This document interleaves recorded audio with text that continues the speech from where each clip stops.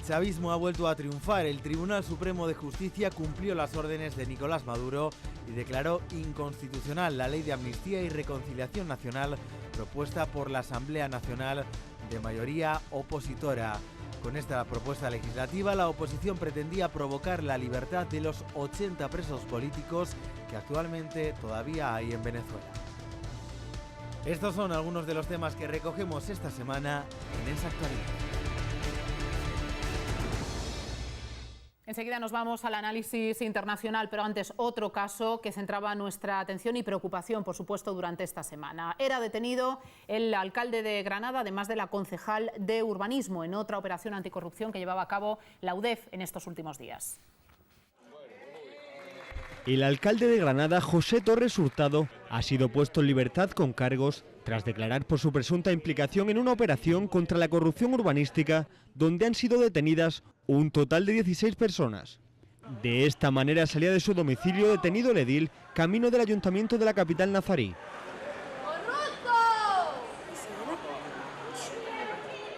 El dispositivo desplegado por la UDEF ha incluido registros en el consistorio, el área de urbanismo, empresas y domicilios particulares, entre ellos el del propio alcalde.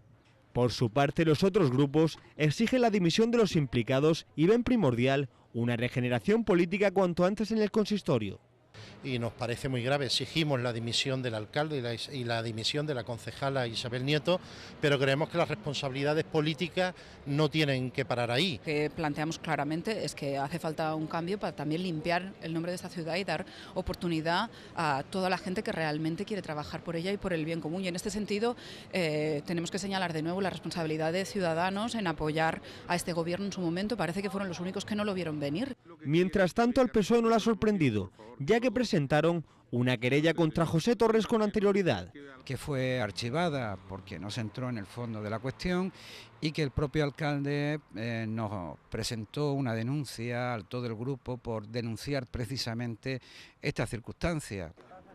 El objetivo es investigar la existencia de una trama corrupta relacionada con el caso Serrallo, sobre la operación urbanística que permitió la construcción de una discoteca en una zona verde de Granada.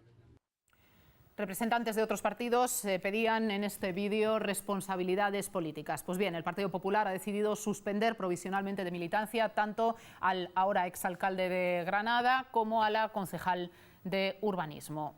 Haya caso o no, siempre sobre esa presunción de inocencia y a la espera de pronunciamiento judicial, opiniones. Pues yo voy a decir muy brevemente dos cosas. Una, que me parece que con los casos de corrupción del PP siempre se da una sobreactuación policial, porque lo que han contado, que cortaron la calle, que fueron 10 furgonetas de la policía a detener esto, pues un médico me parece una cosa excesiva. Y por otro lado, pues claro, un juez no manda la detención de un señor así por las buenas y encima, vamos, un señor que es el alcalde. Y encima su partido político le suspende de militancia. Entonces, sin entrar en el tema de la culpabilidad o no, porque a todo el mundo hay que presuponerle de entrada inocente, y aquí hay algunas personas que pueden opinar mejor que yo acerca de ello, pues puedo decir eso, que cuando el partido le suspende de militancia y un juez ordena la detención de un alcalde, pues algo, ahí me quedo. A ver, nuestros juristas. Tiene que estar fundamentado el auto de entrada de registro de detención, todo eso tiene que estar fundamentado, porque si tú estás lesionando un derecho fundamental, si no lo razonas convenientemente, es una causa de nulidad de todo. Entonces todas las pruebas que hayan podido obtener, esa entrada de registro, si no hay unos indicios previos que vengan a ser de peso, podría ser anulado, aunque se demostrara que haya habido un delito, precisamente por esa vulneración de los derechos fundamentales sin estar justificado. Y sobre eso hay un montón de jurisprudencia, ¿no? Ahora bien, me imagino que se ha hecho una investigación, que esa investigación han salido unos elementos. ¿Cuál es el grado de implicación de cada una de las personas que están en este momento imputadas o investigadas? Perdón, que ahora ha cambiado Ahora son investigadas. Ahora son investigados y no imputados, ¿no? Eso tendrá que decidirlo la instrucción, ¿no? Para mí la responsabilidad política no es tanto que el PP haya cogido y la haya suspendido, que bueno, pues que es un paso, ¿no? De esa forma tan expeditiva, ¿no? Ahora tenemos que ver cómo reacciona el PP, si lo sostiene o no como alcalde, eso es lo primero. primero. Y en segundo lugar, a mí me gustaría que se me respondiera por qué el PP reacciona con esa rapidez para destituir al señor alcalde de Granada y sin embargo a otros, cuando también han sido imputados, investigados y tal, sin embargo esa rapidez no ha existido y anda que no se han hecho derrogar más de uno que está imputado y a lo mejor todavía está en su cargo, ¿no? Esa diferente vara de medir pues también merece su explicación. Y luego, finalmente, una cosa que sí quiero subrayar, es que estamos hablando constantemente del PP, pero no nos olvidemos del PSOE, sobre todo allá en Andalucía, tiene el caso de corrupción más impresionante que hay en España, que parece que no existe. Parece que aquí lo único que se ha corrompido es el PP, y bueno, la corrupción llega a todas partes, hasta Izquierda Unida, que en Parla tenemos en La Púnica, que parece que es un caso del PP, imputado uno de Izquierda Unida. A ver, César, tú querías hablar desde hace un ratito del caso de Granada. Del caso de Granada, evidentemente, parto de la base de que el juez, si ordena un registro de un domicilio incluso privado, como es el piso de la casa particular del señor alcalde, luego el despacho de la alcaldía, es porque está algo fundamentado, ¿no? Luego ya veremos también, como bien decías, José María, la posibilidad de que exista o no exista nulidades o tal y cual a la hora de actuar, ¿no? Que evidentemente echaría todo abajo. Lo que sí que es cierto que contra este señor se han presentado querellas por parte del Partido Socialista y todas se han archivado. Entonces, es curioso que estos señores del PSOE, cuando archivan una querella del Partido Popular, dicen que no han entrado en el fondo, y cuando archivan una querella del Partido Socialista dicen que sí, que es que era inocente perfectamente, ¿no? Por lo tanto, esto es el juego político que existe, ¿no? Lo que sí que es cierto es que esta mañana, bueno, durante el día del jueves, este señor ha sido entrevistado en la cadena COPE por Herrera, y él ha dicho fundamentos que evidentemente a mí me crean cierta duda, ¿no? Este hombre ha dicho claramente que en esos años en los que supuestamente se le imputan los casos de corrupción urbanística, en Granada no se ha construido absolutamente nada. Por lo tanto, él no ha firmado en ningún caso ningún documento en el que se le pueda, oye, usted se ha llevado pasta. Al fin y al cabo, la corrupción urbanística consiste... Venga, brevemente todos, por favor. Pues si es breve ya me callo, pero... Ah, sí, muy bien. Se acabó. ¿Alguien más? Sí, fundamentalmente la cuestión está en que el problema es que a efectos de opinión pública puede generar un malestar de que hay un mare magnum en las instituciones, cuando posiblemente se puede hacer una lectura en positivo también, que tiene que ver, bueno, pues las instituciones, la Fiscalía, los jueces de instrucción actúan, operan y de alguna manera pues van con todos los elementos de enjuiciamiento y con todas las garantías y premisas que hay que ponerle a los asuntos, pues evidentemente sí que operan, actúan. El problema luego es que esto se demora mucho en el tiempo. Has citado otros casos que hay en Andalucía, que de la parte procesal falta saltar a algo, y ese algo es en el que se demora demasiado el tiempo. ¿Antonio? Lo que sí es hecho es que hay un hecho manifiesto, y es que sobre unos terrenos verdes se construye un negocio privado, es una discoteca para uso de un negocio de un señor. Es decir, ahí hay negocio de por medio. Yo no digo que el alcalde haya pillado, eso lo tendrá que decir el juez. Sobre actuación, como decía Claudio... Ya, pero los terrenos eran públicos. No digo que no, yo no digo que no. Y la discoteca es un negocio privado. No digo que no, pero sobre actuación, como decía Carlos, cuando se trata del Partido Popular, entran 13 policías en su casa, con un médico en una casa de 100 metros, yo creo que a duras penas cabían en la casa. Es decir, yo no digo que no haya hecho o que haya hecho, no lo sé. Si lo ha hecho, que lo pague. El único problema, desde mi punto de vista, subyace en que 24 años de alcaldía son demasiados años. Lo haga bien o lo haga mal. Yo creo que hay que limitar los mandatos, no sé si a 8, a 12 o a 24, pero 24 desde mi punto de vista son muchos años de alcalde, de político, de ministro o de presidente de gobierno. Claudio, Julián, te presento a Claudio. Perdón. Y mientras seguimos, nos vamos a Venezuela, compañeros. Noticias poco amables también en este terreno internacional. Podríamos titular de una manera que puede parecer incluso agresiva, pero desde luego no difiere nada de la verdad. Y es que podemos hablar hoy de un nuevo triunfo, en este caso del chavismo. El Tribunal Supremo ha declarado inconstitucional la ley de amnistía. ¿Alguno de los presentes, más experto que en la materia, quiere explicar en qué consistía, nuestros juristas, esta ley de amnistía, qué podía suponer, sobre todo en relación a la excarcelación de los llamados presos políticos en Venezuela? Que claro, cuando aquí se utiliza el término de preso político apuntando a algunos casos un poco recientes, luego se habla de presos políticos en Venezuela y se tiende inconscientemente a equiparar, y desde luego son contextos muy diferentes y casos muy distintos. Allí sí se podría hablar de, y de hecho están cumpliendo prisión por ideología política. A ver, Jesús.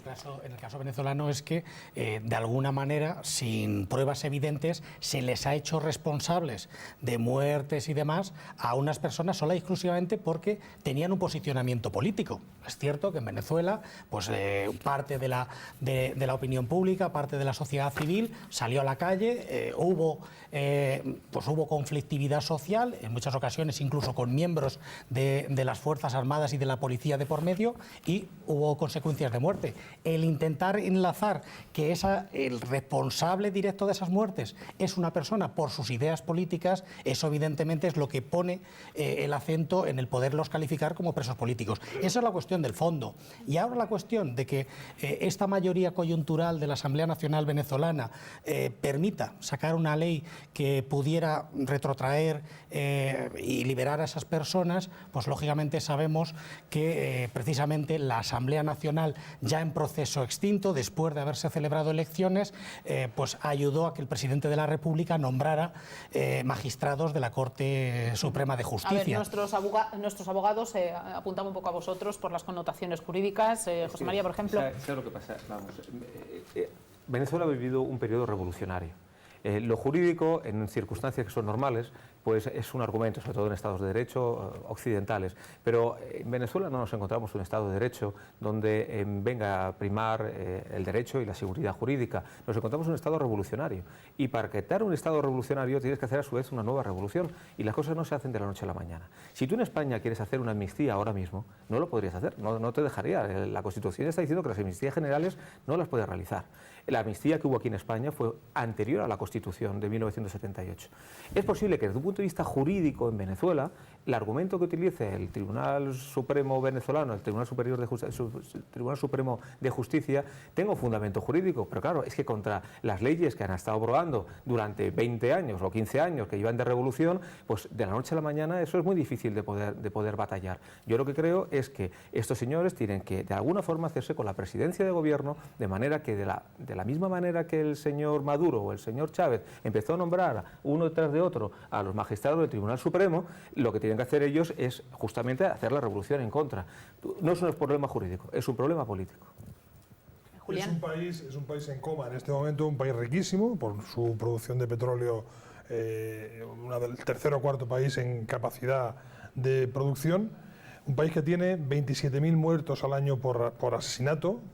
Caracas es la ciudad más conflictiva del mundo, más peligrosa del mundo en este momento. Un país donde al preso no se le juzga por lo que ha hecho, sino por lo que ellos dicen que ha hecho y le montan las pruebas. Y Leopoldo, no sé cómo se llama de apellido, Leopoldo, el líder más emblemático, más carismático de la oposición, está condenado a 13 años por no haber hecho absolutamente nada. Bueno, vamos a hacer una cosa. Como os estáis adelantando ya un análisis más profundo de la situación no solo política, sino social de Venezuela, vamos a avanzar a raíz de unas durísimas declaraciones que ha protagonizado el señor Maduro. Ataque directo contra nuestro país, incluso llegando a producir una crisis diplomática que ha terminado con el llamamiento por parte de España del embajador para pues dialogar sobre lo acontecido, medidas previas de España de retirar provisionalmente al embajador en Venezuela. Bueno, podemos, sin necesidad de reproducir las declaraciones del señor Maduro, recordar graves acusaciones. Al final casi era una exposición con respecto a España de ser un país que mediante una conspiración política de altas instancias estábamos intentando intervenir, influyendo directamente en el gobierno, por tanto en el sistema político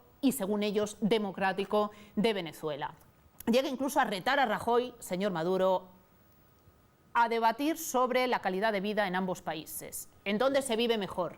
¿En España o en Venezuela? Incluso ataca directamente, yo creo que ahora por solidaridad profesional merece la pena hacer alguna mención a un medio de comunicación español, a una cadena de televisión nacional, Antena 3, a raíz de un reportaje de investigación que unos días antes emitieron sobre precisamente las condiciones de vida de los ciudadanos en Venezuela. Para ellos, casi esa cadena de televisión, que es privada, estaba respondiendo a toda esta manipulación política de nuestras altas instancias para derrocar al gobierno venezolano. Vamos, si os parece, compañeros, a contextualizar con más información en el vídeo que les presentamos. Incluso tendremos después ocasión de escuchar al embajador de Venezuela aquí en nuestro país defendiendo lo que, según él, es un gobierno no solo electo, sino plenamente democrático. Vean. Con las palabras basura corrupta se ha dirigido el presidente de Venezuela, Nicolás Maduro, a Mariano Rajoy, al que ha pedido que respete su país.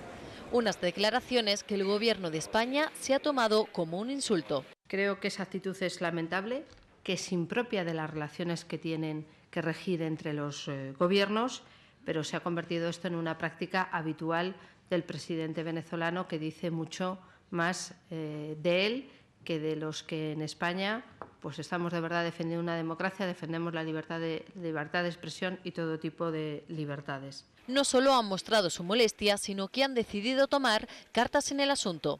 De que el gobierno español va a llamar a consultas a nuestro embajador en Caracas. Y hacemos una llamada a la responsabilidad, a la colaboración, al diálogo, al consenso y a la reconciliación. Y sobre todo, lo que reclamamos es el respeto a los valores democráticos, a los derechos humanos, al Estado de Derecho, a la independencia de las instituciones y las garantías constitucionales. Pero reclamamos también respeto a las instituciones españolas. Pero el primer paso que ha dado España ha sido convocar al embajador de Venezuela para quejarse de la actitud de Maduro. Una reunión que apenas ha durado 20 minutos y en la que no parece que hayan llegado a ningún acuerdo. Cuestiona la injerencia que sectores muy poderosos del mundo tratan de ejercer para desestabilizar los gobiernos de América Latina, que han decidido no ser patio trasero de Estados Unidos. Y si había alguna duda de su posición en la balanza... Respaldo a mi gobierno, que está constitucionalmente electo y que está en el marco de una constitución que garantiza un Estado social de derecho y de justicia, la democracia participativa y protagónica. En lo que sí se ha comprometido es en trasladar el mensaje de España a su gobierno y ha anunciado que el Ejecutivo de Maduro responderá por los canales diplomáticos. Les ofrecíamos un extracto de esas declaraciones a las que yo hacía referencias en el vídeo anterior, pero queremos que escuchen más en una comparecencia mucho más amplia. Declaraciones del embajador venezolano cuando era convocado por nuestro país para pedir explicaciones ante lo vertido por Maduro. La rueda de prensa, ¿no? ¿Qué tal ha ido la reunión? Lo transmitiré a mi gobierno, lo que me han comunicado y el gobierno contestará formalmente. ¿Respalda las declaraciones de Maduro? ¿El embajador respalda las declaraciones? Yo declaro a mi gobierno, respaldo a mi gobierno, que está constitucionalmente electo y que está en el marco de una constitución que garantiza un Estado social de derecho y de justicia, la democracia participativa y protagónica, que exige respeto al carácter democrático de nuestro gobierno y que cuestiona la injerencia que sectores muy poderosos del mundo tratan de ejercer para desestabilizar los gobiernos de América Latina, que han decidido no ser patio trasero de Estados Unidos. Gobierno electo, constitución, pero sobre todo gobierno democrático. Y aquí ya la conspiración adquiere una magnitud aún mayor, si cabe. Ya estamos hablando de casi un intento global por parte del mundo para desestabilizar todos los gobiernos latinoamericanos. Es un gobierno revolucionario. Uno a uno, es que desde que se ven y se habla con pajaritos, es que las cosas van mal. Es un gobierno revolucionario que se defiende con armas revolucionarias y esto para mí, como coincido, que esto es de manual, es la respuesta típica para el enemigo exterior y ello justificará más adelante medidas represoras del gobierno, ya lo veremos. Claro, es que además el articular un enemigo exterior permite generar algo más de cohesión, aprietas las filas, máxime. Es cierto que democracia no solo y exclusivamente es votar, sino es tener un sistema de garantías donde ese voto se haga pues, con una libertad lo más exacto. ampliamente posible respaldada.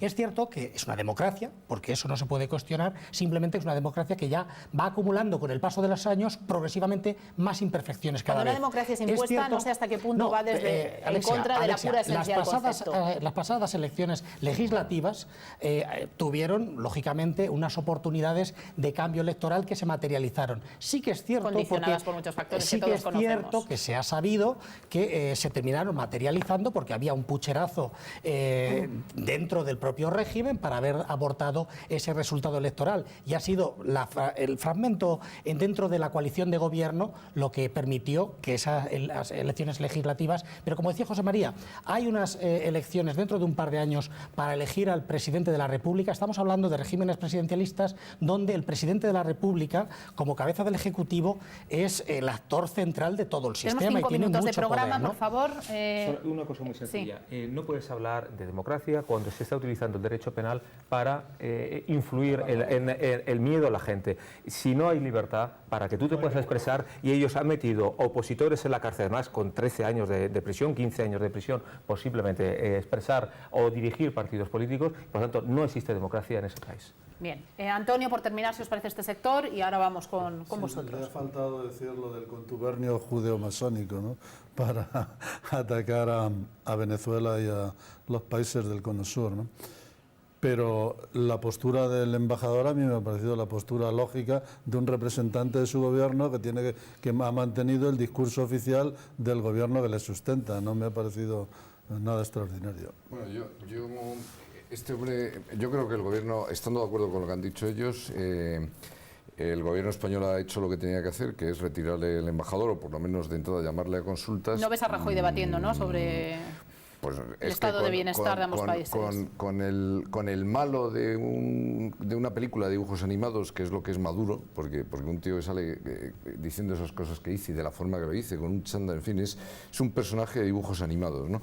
Pues no se puede entrar a ponerte a su nivel, ¿no? Entonces yo creo que el gobierno ha hecho lo que tenía que hacer, y a partir de ahí pues tratar de limitar o reducir las transacciones comerciales entre ambos países, pues para en fin, como una manera de que vean el malestar nuestro. Y en cuanto a las declaraciones del embajador, pues una incontinencia verbal en la que saca el discurso oficial que no dice nada, pero para no quedarse callado ante las preguntas de los periodistas. Es una caricatura de su padre político, Chávez, o sea, Gorila Rojo 2 en este caso, y al hilo del dibujo animado, pues podríamos titularlo Gorila Rojo 2. Lo va a ver poca gente porque le queda poco tiempo seguramente en un país donde no hay democracia. Si alargamos 2 años, como decías tú, Jesús, hasta que ya haya elecciones, en Venezuela va a haber muchísimos muertos, más de 27.000. César, terminamos contigo. Es el discurso populista de siempre. La izquierda radical, como la de este hombre en Venezuela, igual que Podemos aquí en España, pues siempre va al mismo tema. La culpa la tienen los demás, yo soy muy bueno, yo estoy respaldado por la familia que tengo alrededor, el pueblo se muere de hambre, ¿sabes? Pero yo soy el que digo, a ti te voy a dar 1 litro de leche, a ti 1 de mantequilla, y si en el supermercado no hay nada para comer, pues te esperas a que el papá gobierno, que soy yo, y por eso controlo y domino, te reparto lo que me da la gana. El típico... Secador, no se seque el pelo. Que oye, eso fue de ayer, sí. Salía haciendo así, dice, no, es que hay que...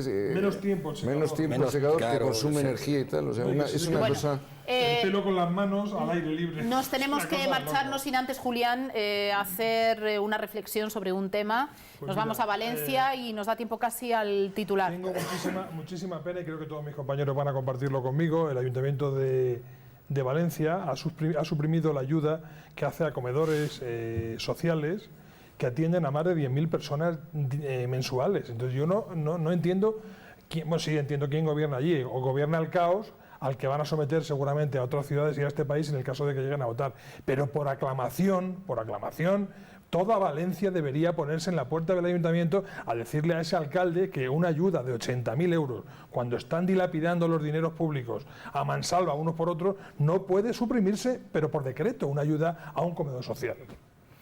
Dicho lo cual, entiendo que suscrito quizá si no por todos, por la mayoría. Tenemos que poner el punto y seguido no por esta semana, sí para retomar nueva edición de Esa Actualidad. El próximo día, ya saben que a través del Grupo Cadena Local, en sus diferentes televisiones miembro, nos ven casi toda la semana. Así que les emplazamos a repasar la actualidad de nuestra mano con contertulios, con colaboradores, amigos y compañeros de la altura, de quienes nos han acompañado hoy. César García de la Cruz, muchísimas gracias. Julián Bejarano, un placer. Un honor compartirlo con vosotros. Claudia de Miguel, gracias también a ti. Hasta prontito, José María Ruiz, Jesús García Verdugo, Antonio Illán. Señores, a pesar de las circunstancias, hay que ser feliz, o si no, hay que intentarlo, que es el paso previo. Muchísimas gracias por acompañarnos y nos vemos en el próximo. Adiós.